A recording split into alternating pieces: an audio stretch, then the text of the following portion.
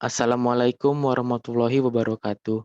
Perkenalkan nama saya Diva Abdillah Nasution, NIM 190410901119. Saya akan menjelaskan tentang endapan epitermal. Ada 3 bahasan yang akan saya sampaikan. Yang pertama ada pengertian, klasifikasi, dan contoh endapannya. Pengertian endapan epitermal. Endapan epitermal didefinisikan sebagai salah satu endapan dari sistem hidrotermal yang terbentuk pada kedalaman dangkal yang umumnya pada busur vulkanik yang dekat dengan permukaan. Penggolongan tersebut berdasarkan temperatur, tekanan, dan kondisi geologi yang dicirikan oleh kandungan mineralnya. Secara lebih detailnya, endapan epitermal terbentuk pada kedalaman dangkal hingga 1000 meter di bawah permukaan dengan temperatur relatif rendah 50-200 derajat Celcius, dengan tekanan tidak lebih dari 100 atm di cairan meteorik dominan yang agak asin. Endapan epitermal adalah endapan metalliferous yang terbentuk pada suhu 50 derajat sampai 300 derajat Celcius dan terletak paling jauh dari tubuh intrusi. Sumber panas utama yang membentuk endapan ini merupakan fluida panas yang bergerak naik dari lokasi intrusi menuju lokasi terbentuknya endapan ini. Terbentuknya endapan ini melewati zona endapan mesotermal dan umumnya terbentuk pada batuan induk berupa batuan-batuan vulkanik, biasanya berupa piroklastik, subaerial, dan batuan sedimen vulkanik. Ciri-ciri umum endapan epitermal. Yang pertama, suhu relatif rendah, 50 derajat sampai 250 derajat. Yang kedua, terbentuk pada kedalaman dangkal, kurang lebih 1000 meter. Ketiga, pembentukan endapan epitermal terjadi pada batuan sedimen atau beku. Yang keempat, zona biji berupa urat-urat yang simpel. Beberapa tidak beraturan dengan pembentukan kantong-kantong biji. Seringkali terdapat pada pipa dan stockwork. 5.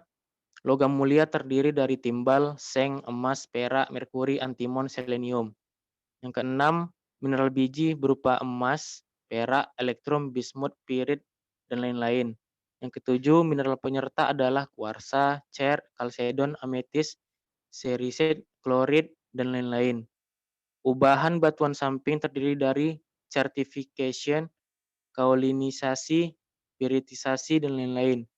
Yang kesembilan, tekstur dan struktur yang terbentuk adalah crustification yang sangat umum, sering sebagai vein bending, fuchs, urat terbereksikan. Klasifikasi endapan epitermal dibedakan menjadi dua, yaitu yang pertama epithermal low full sulfidation, yang kedua epithermal high sulfidation. Satu, endapan epithermal low sulfidation. Endapan epithermal sulfidation rendah dicirikan oleh larutan hipotermal yang bersifat netral dan mengisi celah-celah batuan. Tipe ini berasosiasi dengan alterasi kuarsa adularia, karbonat, serisit pada lingkungan sulfur rendah dan biasanya perbandingan perak dan emas relatif tinggi. Mineral biji dicirikan oleh terbentuknya elektrum, perak sulfida, garam sulfat, dan logam dasar sulfida. Batuan induk pada deposit logam mulia sulfidasi rendah adalah andesit alkali, dasit, riodasit, atau riolit.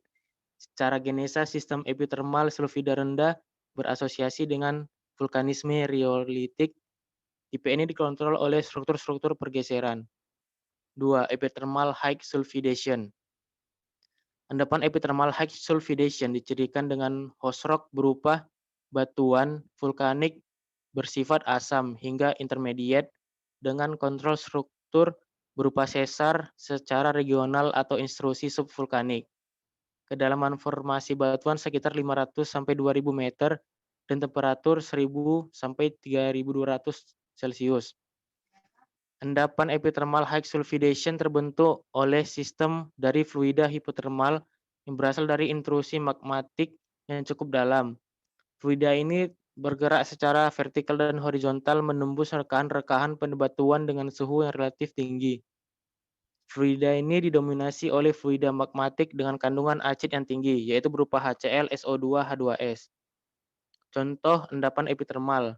Contoh endapan emas di dunia pertama adalah dari Pulau Hilir di Papua New Guinea, Round Mountain, United States, Hikari di Jepang, lalu ada di Indonesia seperti Gunung Pongkor, Jawa Barat, Grasberg di Papua, Lalu ada Busang di Kabupaten Kutai Timur, Kalimantan Timur. Sekian presentasi dari saya, lebih dan kurang saya mohon maaf. Assalamualaikum warahmatullahi wabarakatuh.